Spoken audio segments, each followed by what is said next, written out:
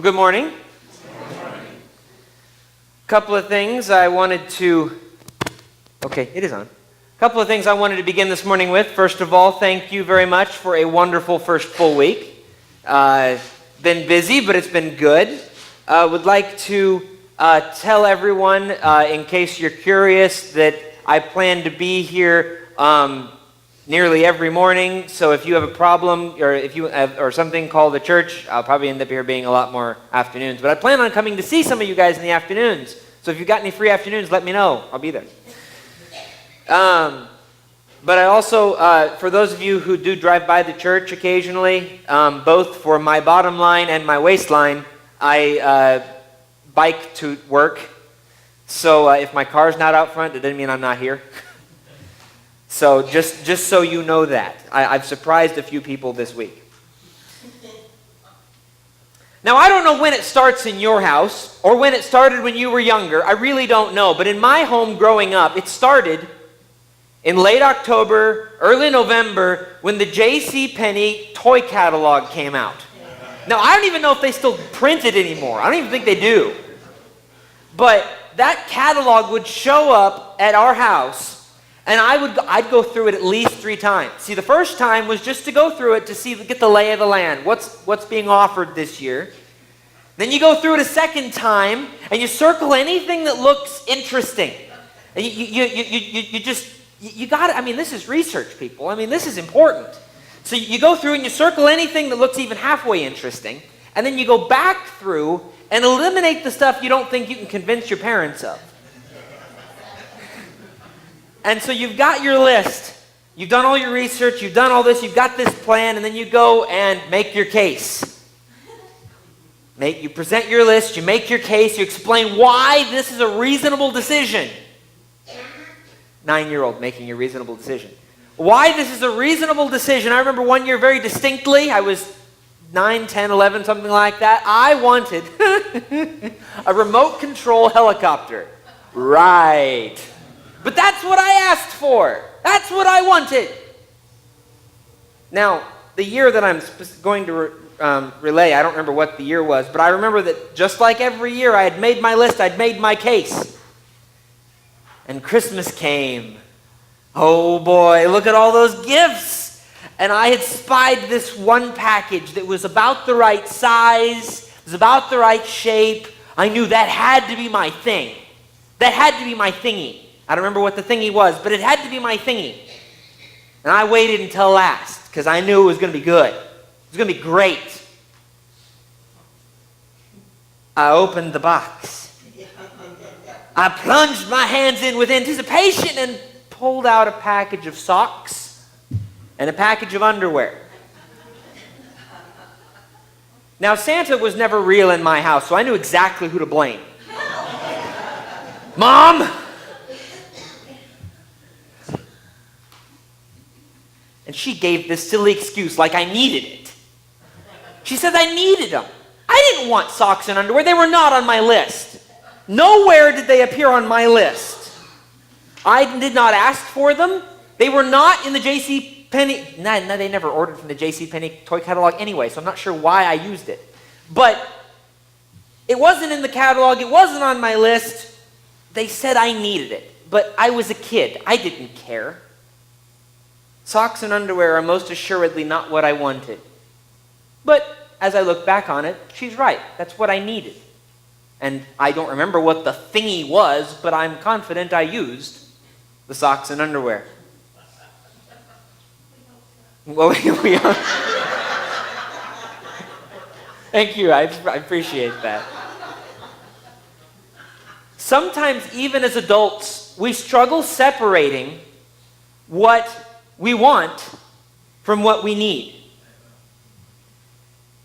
And at Christmas time, we celebrate all of these gifts that God has given us, and we love all of the gifts, all of the things. We celebrate the coming of Jesus. We celebrate our salvation. We celebrate all of these wonderful gifts that God has given us. But how many gifts has God given us that aren't exactly what we thought we wanted, but they were exactly what we needed?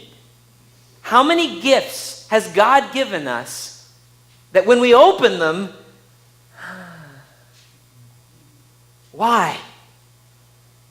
But 20, 30, 40 years later, yeah, that's exactly what I needed. How many of God's gifts are socks and underwear? So I conducted a very unscientific poll this week. By the way, this is going to be a 3-week series on 3 gifts that I believe that God has given us that aren't quite what we wanted, but were exactly what we needed. But I conducted a very unscientific poll. I pulled out my phone and I texted a bunch of people and asked them what the top 5 gifts God has given us. What are the top 5 gifts, in your opinion, that God has given us? I did the same on Facebook, and I asked a few people in person. The top 5 fluctuated a lot. Interestingly enough, there were 4 people that gave me a 6, and they were all the same. Apparently, the 6th greatest gift in the world is bacon. Just so you know.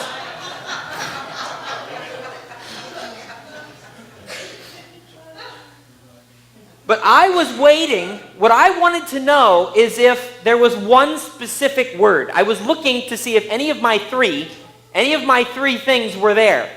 I was quite proud of one of my former students because he's the only one who gave me God's law. Now, several people said the Bible, but God's law is not something that we think of as a gift. I mean, when someone says, hey, I like law, you look at them and go, you're weird. Because who likes law? I mean, we don't like rules constraining us. We want them, whoever they are, to have rules. You know, they need more rules. They need more restriction, but not me. Not me. You know, I'm good. I'm golden. I'm self-controlled. I'm a good guy. You don't need to restrict me at all. But they need it, but I don't. And so when God's law comes and we say, well, the law applies to everyone, we go, oh, really? Are you sure?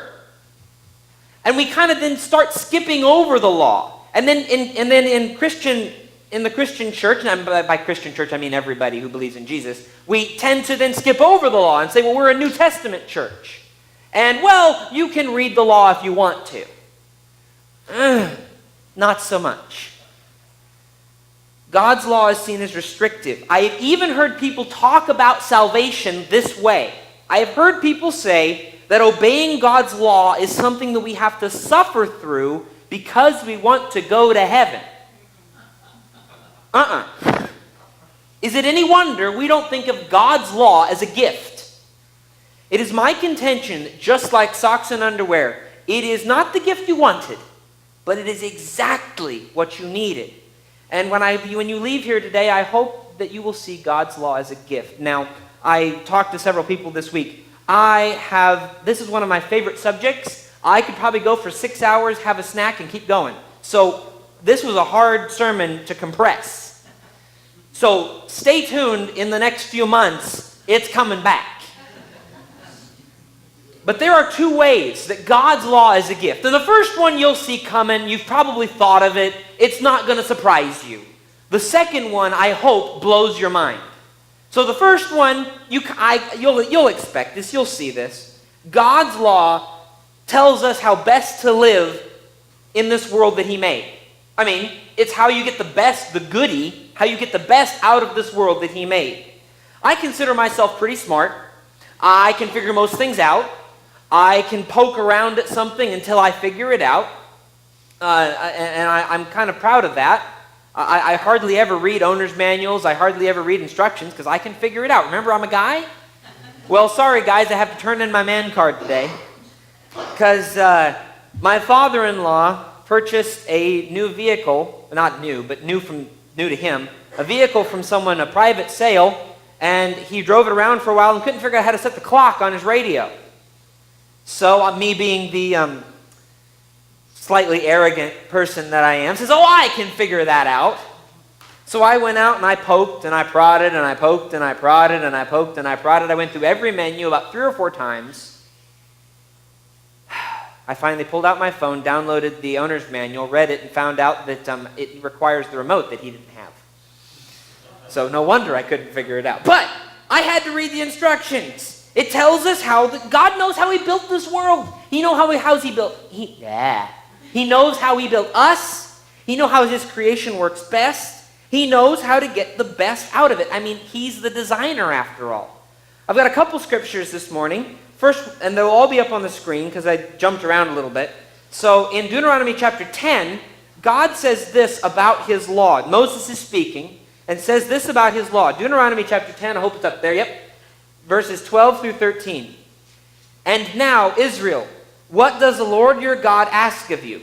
But to fear the Lord your God, to walk in obedience to him, to love him, to serve the Lord your God with all your heart, with all your soul, and to observe the Lord's commands and decrees that I am giving you today for your own good. I mean, Deuteronomy literally means the second giving of the law. This has been a generation since it was given originally. So here we have Moses retelling the law so that they can hear it. I mean, it wasn't exactly like, you realize you live in a very interesting time when you can just pick one of these up for $1, at a bookstore. Not the case for almost all of history. So they didn't have the scriptures, so they had to be told what the scriptures said. So Deuteronomy is them going through the law again for all of the people. Moses is reminding them that the law is really for their own good. If you follow these principles, it will go better for you. Now, does that mean that if you mess up or do something different than God's law, that your whole life is ruined?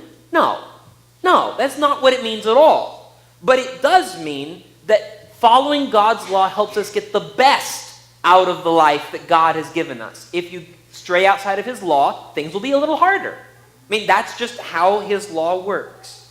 And I bet most of you saw that coming. I mean, we've heard that for a really long time. It needs to be said, though. But reason 2, here we come. I love this. Reason 2 is something you might not have heard. I really hope you have. I hope this is old hat, but I bet it will shock some of you. Why does God listen to our prayers? I have to ask this question. Why does God listen to our prayers? Why does God heal us? Why does God care what happens to us? Why does God save us? I mean, think about it. Why does he save us? We talk in Sunday school quite often. We'll talk in Bible studies and this kind of stuff. Why does God save us? And we say because he loves us. Well, yes, he does love us, and that is true. But I love a lot of people, and I don't do everything. Why did God save us? I mean, he could have wiped us out and started over. Couldn't he? We're the ones who thumbed our nose at him and said, I don't want to obey your law. I don't want to have anything to do with you. He could have just said, fine, I'll leave you to your fate. I'm going to go try another planet over here. Or when the flood came, he could have said, Noah, you're a part of the problem too, and your descendants are going to be just as messed up as you guys have been. I'm going to start over. So why didn't he? Why did Jesus come to die in the first place? Why does he listen to our prayers? Why does he even care what happens to us? The answer is because he promised to. He promised to. The law that we so quickly dismiss as Old Testament and old hat is God's covenant promise to care for us. The entire reason why the New Testament exists is because of the promises God made in Genesis, Exodus, Numbers, and Deuteronomy. God made promises that he kept. Let us get into this. At its most basic, a covenant is a contract. Now, most of us have dealt with contracts for a long time. We have contracts for our cell phones. We have contracts for rental agreements. We have contracts if you have a loan. You've got this, it's a long, legal, hairy document that explains how two parties, they have rights and responsibilities to each other, right? That's a contract. So, in a contract, it says that if I give you X, you will give me Y. Or, it is my responsibility to do A, therefore it is your responsibility to do B. I mean, that's just how a contract works.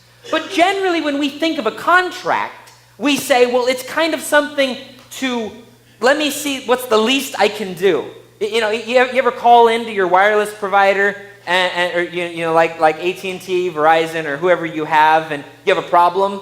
It's like as if they don't even know you. Really? I'm paying you money. Can't you help me out here? A covenant is like a contract, but it's probably more accurate to call it maybe a treaty. Something that between two parties that you are seeking not only rights and responsibilities, but the best interests of the other. Probably the best illustration I can give you is marriage. There is a marriage agreement. You agree, when you get married, to do many, many things. Among them to love, to cherish, to care for, until death. And part of the, I hope you had marriage counseling or heard something since then, that your job is to live and sometimes even die for your spouse. I mean, they are a part of you, are they not? When God laid down a covenant with Abraham, with Moses, with David, these covenants, these promises were to define what we were to do to God and what God was to do to us. But it wasn't for him to put his thumb on us, but really to show his love, and we'll explain that here in a minute.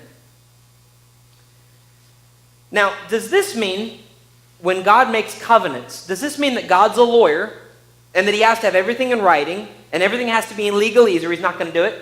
No, of course not. But understand that we serve a God of order.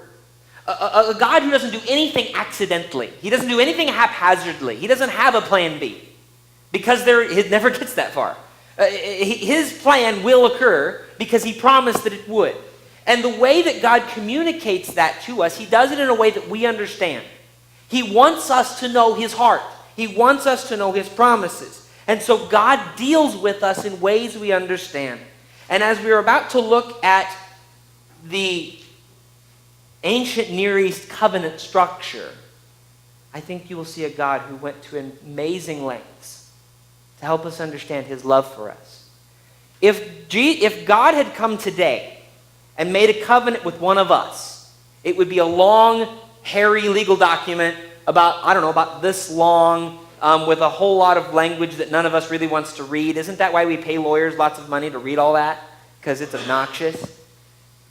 But that he didn't come today. He came to an ancient Near East culture, approximately 2,000 years, give or take, between Jesus and Abraham.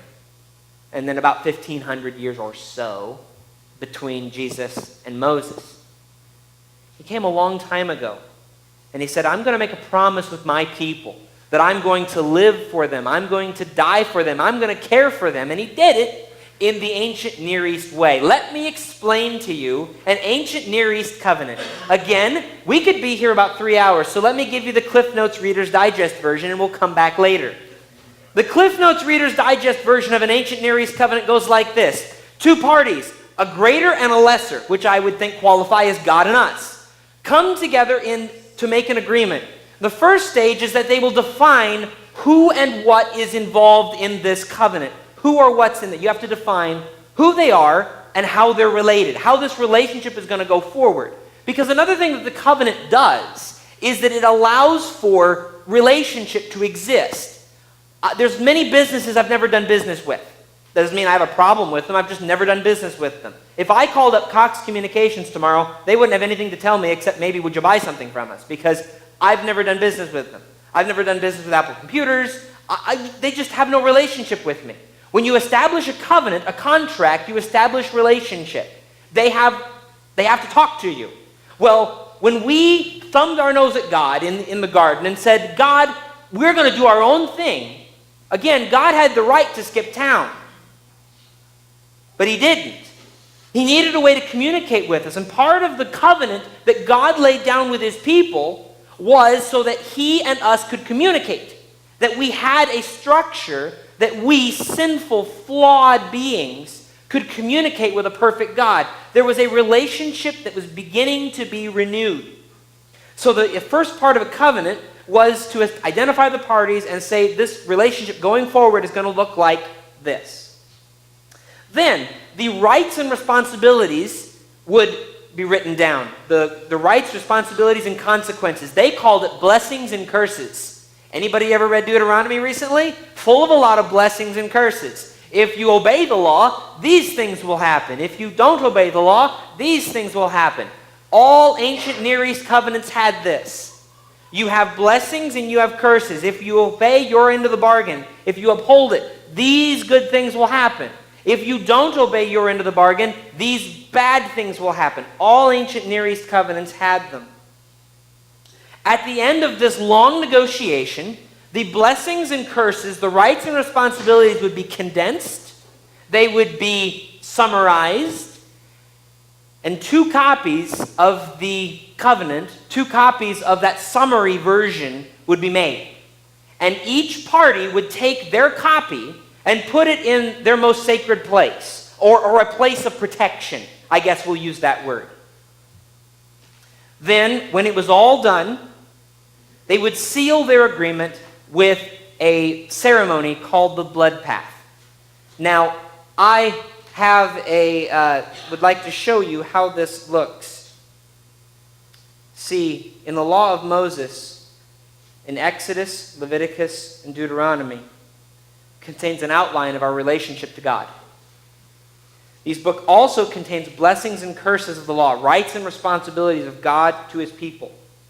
When the covenant was complete, 2 copies of a brief summary were made. The 10 Commandment tablets. See, I've been told since I was this big that there were 2 tablets and 5 on one side and 5 on the other. And I can't tell you for 100%, but I'm going to go with 98.5% sure that this was the 2 copies of the covenant. That this is man's copy and this is God's copy.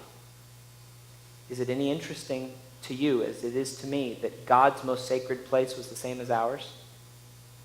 That both copies went to the Ark of the Covenant? God's most sacred place is with his creation. Something of interest. But the cherry on top, the key, in my opinion, of the entire Old Testament is in Genesis 15. If you want to turn there, you can. If not, it's up on the screen. The cherry on top is the blood path. Now, I would love to explain to you how this works because it normally happens at the end of the covenant process, but it's actually happening before. I have a long explanation that would take me about 30 minutes. So if you really want to talk to me, you can after service. But right now, I'll give you the condensed version and say that God wanted to establish his covenant in a way that we knew that it would not end with the person he made it with. If you have a covenant with your wife or your husband, how do you get out of it, quote unquote? Death. If your spouse dies, you're released from the covenant, right? If God made the entire law, made the entire covenant with one man, Moses, Abraham, David, would it not make sense then that the covenant would end at their death? My Reader's Digest version of why God did it the way he did it was to show us that his covenant lasts beyond the death of the person he made it with. That he made it with anyone as representatives of us. Again, for more explanation and more details, come see me after service. But in Genesis 15, God is making this covenant, really an extension of the same covenant with Abraham, called Abram at this point, if you're reading in Genesis 15. And he tells Abram to do something. In Genesis 15, verses 9 through 10, it should also be up here and in your Bibles if you wish to read it. Genesis 15, verses 9 through 10. So the Lord said to him, "Bring me a heifer, a goat, and a ram, each 3 years old, along with a dove and a young pigeon." Abram brought all of these to him, cut them in two, and arranged the halves opposite each other. The birds, however, he did not cut in half. And when you read this, you go, huh? First of all, what's up with this? Is this some kind of sacrifice? What's going on here? Well, let me explain. In the ancient Near East covenant structure, the way you concluded a covenant, the way that you guaranteed that both parties were going to hold their business, notice Abram knew exactly what to do. God didn't have to tell him because this was something Abram had seen before, because it was a normal covenant structure. Can I have my picture, please? You would take your animals, you would cut them end to end and lay them on either side of a trench, that the blood would run into the middle of this trench, that it would get not real deep, but it would get somewhat deep, that you would conclude the covenant. And when you conclude the covenant, you take off, each party takes off their sandals, takes off their shoes, and walks in the blood between the pieces. And the purpose of this is to say, if I break my word, if I get out of this covenant, if I mess up, you can do this to me. You can kill me. You can tear me limb from limb. You can drain out all of my blood. You can kill me if I break my word. Now, in the context of Genesis 15, immediately right there in Genesis 15, God is making a promise about land and inheritance to Abram. But if you'll read in the chapters before and the chapters after, God is making this a larger covenant about a relationship again between God and man. And over and over and over again in the chapters before and the chapters after, the promises that Abram and God make to each other is, I will be your God and you will be my people. That you will be faithful to me and I will be faithful to you. You follow my law and I will care for you. You think Abram or any of us is going to be able to keep that covenant perfectly? Abram sticks his toe in that blood, he's a dead man. Abram enters into this covenant. If he sticks his toe in there, he's a dead man. Keep reading in Genesis 15, though. Keep reading. Verse 17. When the sun had set and darkness had fallen, a smoking firepot and a blazing torch appeared and passed between the pieces. On that day the Lord made a covenant with Abram and said, to your descendants I will give this land from the Wadi of Egypt to the river, the Euphrates. I encourage you to read that passage multiple times. You will notice nowhere in Genesis 15 does Abram walk through at all. His feet never go through. But God goes through twice. A blazing firepot and a torch. Why does God go through twice? God goes through twice because he knew his creation. He knew we couldn't keep this agreement. Are you kidding? I bet I won't keep this agreement before I go to bed tonight. We can't keep this agreement. Again, Abram sticks his toe in there, he's a dead man. But God goes through twice, saying that if God breaks his side of the agreement, like that's ever going to happen, he'll die. But if we break our side of the agreement, he'll die. God made a promise in Genesis 15 as a part of the Old Testament law that when we mess up, he'll die. That happened on the cross. That promise was fulfilled in the cross. We talk about the law, the Old Testament law, as something maybe that we can say, well, that was back then. That was then. This is now. Goodness, no. Why does God care for us when we sin? Because he promised to. On his life. Why does he care? Why does he cover our sin? Why did he die for our sin? Because he promised to. All of this is in the Old Testament law. It is not the prettiest gift under the tree. I don't know anyone who gets up in the morning excited and runs down to open Leviticus. I mean, if that's your inspirational scripture for the day, we need to have a discussion because Leviticus is a little dry. It's not the prettiest gift under the tree, but just like socks and underwear, it is not what you wanted, but it is exactly what you needed. Merry Christmas. If you have not entered into that covenant with Jesus Christ, if you have not accepted his sacrifice, if you have not taken on yourself that promise that he made to us. I mean, he put himself on the line for you. Who else covers your slack when you mess up other than God? He voluntarily did that on his own life, knowing what we would do. If you have not accepted Jesus Christ as your Lord and Savior, don't wait another minute. Please come talk to me or one of the elders.